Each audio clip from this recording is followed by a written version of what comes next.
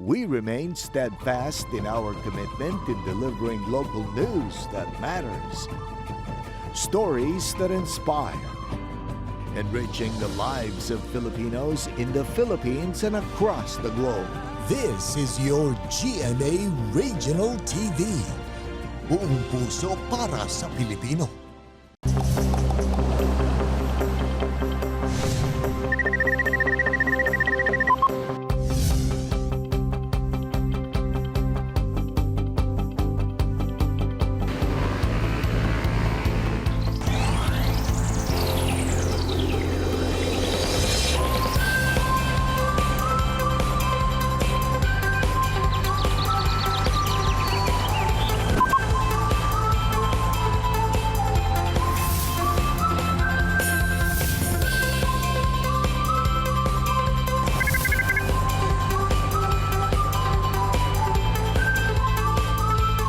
Kini ang At Home with GMA Regional TV. Rise and shine mga kapuso, dungan ta nga sugdan ang adlaw kauban ang inyong favorite morning show all over Mindanao, ang At Home with GMA Regional TV. Good morning, Sarah! Good morning, Sai! Ug sa ato mga kapuso viewers all over Mindanao. Relax lang mo diha kay we will make sure nga mamahimong worth it ang atong panag-uban this morning. Sakto ka na, Sarah, tungod karong buntaga atong makauban ang Tubong Misamis Oriental nga usa sa mga kandidata sa Hiyas ng Pilipinas 2022 pageant. Ang beautiful story luyo sa pagkabot sa iyang mga pangandoy ug iyang advokasya. Kana ang atong siron sa Spotlight. And kuyog ta mga kapuso nga ma-amaze sa nag-viral nga bagong tourist spot sa Zamboanga City. Ngano ka ginadayo kini? Kana ang i-share kanato ni Joshua Espinoza. And sa Bistok ato makauban ang super talented nga Thea Band.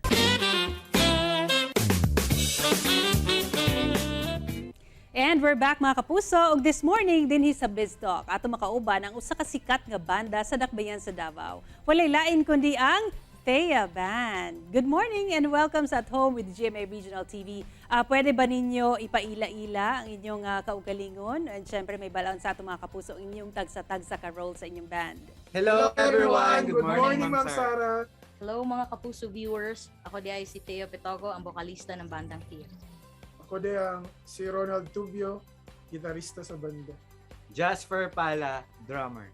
Paula So, bassist.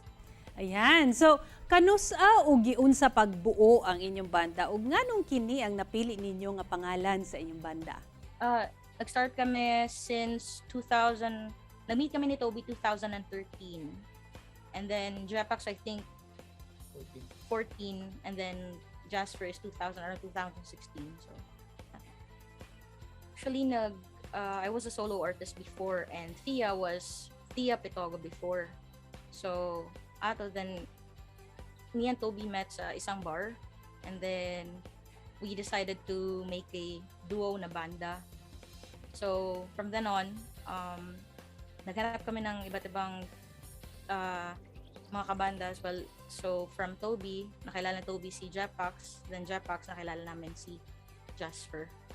Okay, so kinsa ug unsa ang inyong mga inspirasyon every time nga naga-perform mo? Usually, unsa ba ang style sa inyong mga music? Ako personally kay Queen, Bob Dylan. Tapos ako more on kay John Mayer, more on blues then tsaka reggae, Bob Marley. Yeah. Ako po sa akong sound trip is more on heavy music, rockish type. May ana nga trippings. Yeah. Ako po kay variety of genre pero ang ganahan gid nako is fusion. So a lot of bands na ganahan ako. Alright, can you tell our Kapuso viewers unsa inyong pinaka-paborito nga kanta nga inyong na-compose and unsa ang istorya niini? Home. Home is our recent single. Actually, last I think a few months ago namin na-release yung Home. And the song is all about actually love and love itself. So, Home is it's a typical na na kasabihan na home is where the heart is. So, parang gano'n siya. It's simple. Simple pero deep. Katulad ng title. So unsa pud ang pinaka-challenging part being a local artist? Grabe, perting lisuda jud. Ano bitaw mag-stay until now sa mong band.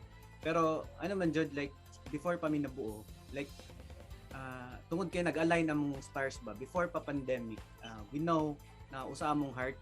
So whatever comes our way, especially karon pandemic, actually daghan kay minabalan na disband, which is so sad tungod sa problema, tungod sa pandemic, walay ano, di ba? So throughout pandemic, like although nami kanya-kanyang life, like si Thea na siya work, si Toby na siya work, si Jepax na ako na pod kaning nami mga kanya-kanyang production na ano si Toby, si Thea, then ako pod, like basically nagid mi kanya-kanyang life. So for 2 years actually wa gid mi nagkita ay. Pero tinuod jud na, pero grabe kabalo mi sa among heart. Among heart man jud is usa jud ba, usa gid among goal is ang Thea man jud is not all about lang, basta banda lang, kundi ang music namo is among life ba, and among gikaptan na among pangarap, especially kanagid among dreams na to spread our music throughout the world. Grabe no. So nga na, grabe ang among faith jud sa matag usa sa music namo, mo'y nagpasolid jud sa mo nang wagid mi na bungkag. So follow us on our, so watch out, and if gusto niyo pong ma-update, follow us on YouTube, Instagram, Facebook, and soon TikTok. At saka hopefully Yeah, baka TikTok. may invites dyan. Yeah. Willing po kami. Yes. Anytime, anywhere. Yes. Yeah. Okay, ug syempre una ta mahuman sa atong interview ang ginahulat sa atong Kapuso viewers. Pwede ba dunay sample inyo mahatag sa amo 1, 2, 3, and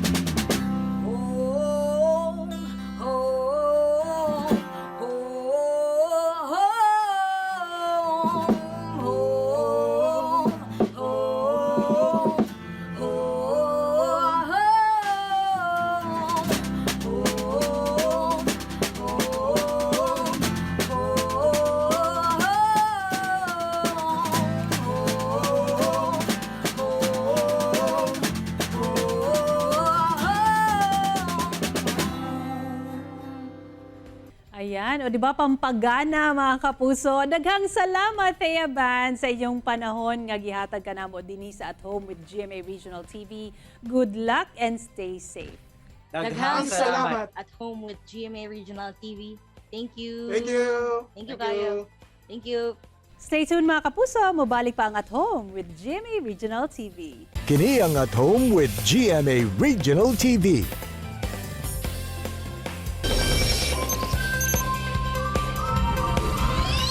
Mga kapuso, this morning atong ilailahon ang proud Miss sa Misnon kinsa mo bandera sa atong probinsya sa ipahigayong Hiyas ng Pilipinas 2022 National Pageant. Walay lain atong makauban this morning ang Miss Kuyamis 2020 second runner-up nga si Miss Sheena May Balansag. Miss Sheena, good morning and welcome sa At Home with GMA Regional TV. Kamusta mo diha? Good morning mga kapusong Mindawanon and Miss Misnon. So far, I'm doing good despite of the pandemic that we are facing right now, and also for the typhoon Odette. Like, I'm staying here in Cebu and we're really affected by the typhoon, but so far, still looking positive for the situation. Glad to hear, Sheena, nga anaa mo sa maayong kahimtang despite all the challenges sa milabay nga tuig. Pero Sheena, una nato hisgutan no ang imong nagkaduol nga pageant nga apilan. Unsa ba ang background story nimo diyang misulod ka sa pageantry? Unsa ba ang storya likod ani? Well, I never thought you'd to be part in this industry, in the world of pageantry, or shall I say, in the world of full of makeups. Because way back in my college days, I never put any makeups on. Like I was not the typical kind of girl, na girly. I was the kind of boyish. I even played basketball and volleyball way back in my college days. And it all started when I was in fourth year college. Like our department had to choose one representative to represent our school for the Miss JPIA.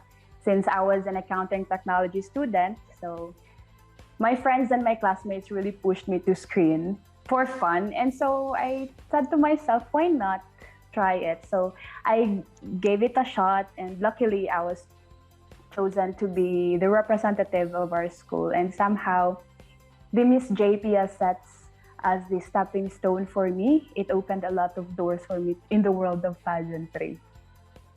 Sa imong pagsulod sa pageantry, Miss Sheena, unsa ba ang mga kalisod no nga imong naagian? Labi pa nga na-mention nimo nga bag-uhay pa kaani. Na ba kay mga doubts pod sa imong kaugalingon ug paunsa man nimo gilampasan ang tanang challenges sa imong palibot ug sa imong kaugalingon?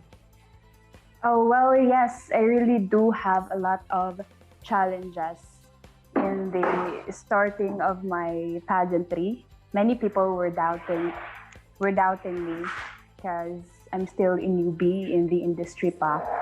But then I just surround myself with positive people, with my friends, family, and my classmates. I'm really happy for what I am doing, and I'm really going for the positive things and do things that I really love and what makes me happy. Lantaw nimo, Miss Sheena, asa ba kagakuha og kusog o inspirasyon nga mopadayon sa imong pagkabot sa imong pangandoy nga mahimong usa ka successful beauty queen? Well, actually, I made myself as an inspiration to become more successful as a beauty queen, challenging myself to do well, to do more, and to become a better version of myself.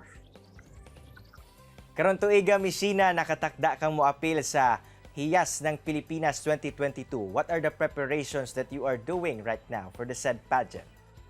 Yes, Hiyas ng Pilipinas is fast nearly approaching. And with regards as to how I prepared, I really focus on the weakness of my face of the competition, the swimsuit competition. I really do find myself weak in that phase of competition, but somehow I'm working on it, dieting, exercising, because I really do love rice. I do really love carbs, sweets, and somehow with the Hiyas ng Pilipinas is fast approaching, so I really need to double and work more for my physical aspect talaga. Siyempre, aron mas mailan pa ka sa itong mga kapuso viewers, Miss Sheena, labi na sa mga misamis nun, unsa ba ang advocacy nga imong ginahawiran o ginapromote gamit ang imong platform? Well, my advocacy focuses on the mental health awareness. Because of the pandemic that we are facing right now, the depression is very rampant. And I know quite a few people who lost their loved ones due to these issues. And it's very heartbreaking. And by raising mental health awareness, we would most likely be able to let them feel that they are not alone, that they matter, and that they just need one kind of person who will listen to them and let them know that they are heard.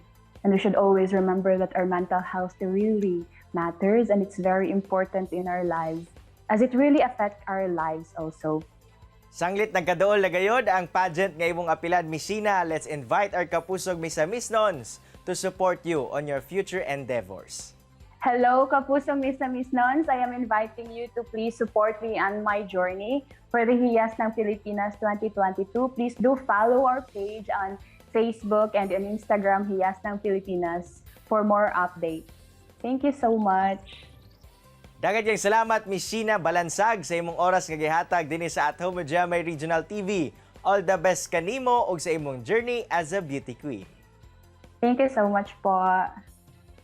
Mga kapuso, relax lang mo kay mo balik pa ang At Home with GMA Regional TV. Kini ang At Home with GMA Regional TV.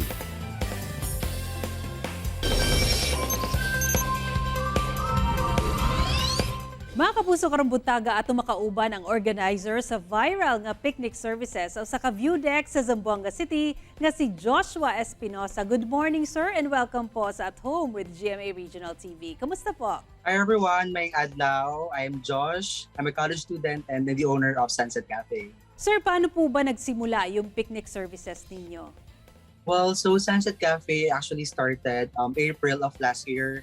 This was months after my mom passed away. So at the time, moving on process wasn't easy. Even after months she passed away, feel ko nahirapan pa rin ako mag-move on. So I would usually go out, bring something with me, and just wait for the sunset. And then hanggang sa nakasanayan ko na siya. And eventually naisip ko, it's a nice experience and I want people to try it too. So nagsimula ako, Sunset Cafe, small time, gamit sa bahay. And then eventually, I started posting it on Facebook. And then nagulat ako na malaki yung social media engagement, especially on Twitter. So I guess what made my cafe unique from the rest is I hadn't seen something like this. It's an alfresco and a picnic cafe. So all you have to do is just go there and eat and just wait for the sunset. So I think yun yung pinaka-unique experience ng cafe ko. The pandemic affected almost every aspect of life, and the pandemic took away most of our time last year. So ngayon medyo maluwag na. I think people are now eager to try something new. Marami namang mga tourist spot or mga places to visit here sa Zamboanga, but I haven't seen something like this na bago and patok sa mga Zamboangueños. So naging viral siya in a way na for TikTok, for Instagram, right? It's a picture perfect na place where you can bring your friends and your family. And of course, the food that we bring and the food that we give to our clients are really good naman din. So I guess that's what made it unique. So sir, it's actually so amazing na student po pala kayo. How do you handle your time being a student and at the same time, you're also handling people na gusto maka-avail sa services ninyo? Undeniably, online class is not really easy. But at the same time, thankful ako sa ganitong setup because it made me flexible and more dynamic sa time ko. Kasi hindi naman kami everyday may class, so I would do Sunset Cafe on my free times, especially weekends and Fridays, usually free ako on that day. So I do picnics on that days. Pero pag may klase naman ako, I tell my clients na I'm unavailable. And pag during class, I make sure na klase lang talagang focus ko. Pag weekdays and may free time, I make sure naman na Sunset Cafe. So I manage lang dalawa. So ngayon natuto akong mag-balance kasi being a college student and being a manager is not easy. So it's a matter of time management lang din.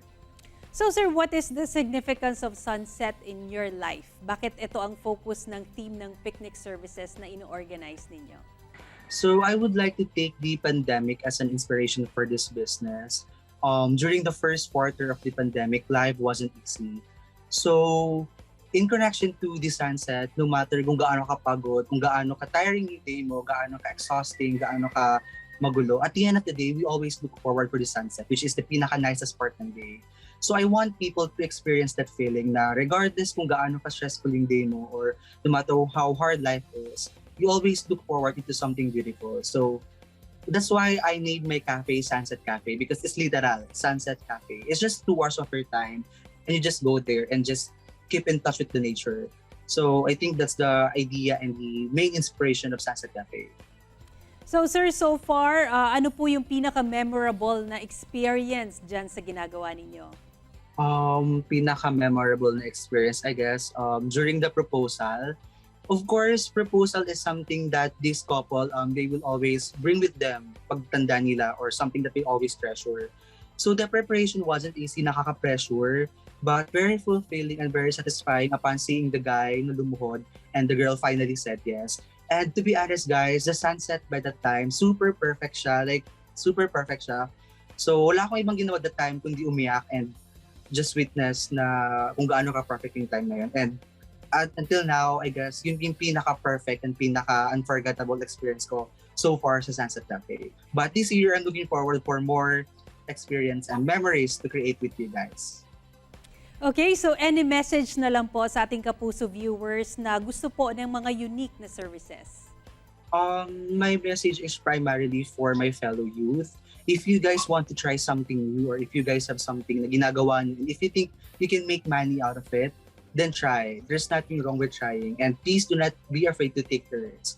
Because at the end of the day, it's really satisfying and rewarding seeing yourself na kahit student ka pa lang, you are financially independent. And one thing that I really learned from this entire journey ko of being a manager of a small business and now very big hit is that always try to learn and always try to interact with your client. And for those of you guys who are interested to book, please check us out on Facebook and Instagram. Booking forms are posted there, so all you have to do is just to pick a date, and we will be contacting you guys if that date is available. So for more info, check it out, guys. Ayan, maraming salamat Sir Joshua Espinosa sa panahon na binigay mo sa amin dito sa At Home with GMA Regional TV. Good luck and God bless po. Mga kapuso, ato gyud nga mas naila-ila ang Miss Cuyabes second runner-up nga si Sheena May Balansag kinsa mo representar sab sa Mindanao sa Hiyas ng Pilipinas 2022. Grabe na ang iyang preparasyon karon aron makabot gayod ang gikahinaman nga corona. Samtang ato sab nga nakita ang bagong view deck sa Zamboanga City nga perfect gyud for picnic activity. Gani inspiring sab ang istorya niini kung paunsa kini namugna sa mismong CEO nga si Joshua Espinosa. And sa Bistalk na amaze kita sa performance sa Thea Band. Saysay nila nga hard work and willingness to learn aron mahanas ang nahimo nilang instrumento sa ilang mga kalampusan karon. Mga kapuso, unta na-inspire og nakakaton mo sa mga storya nga hatod namo karong buntaga. Padayon kita sa pakigbisog sa kinabuhi and let's always choose to improve every day. Sama na lamang ni ining panultihon ni Oprah Winfrey. Nga we can't become what we need to be by remaining what we are.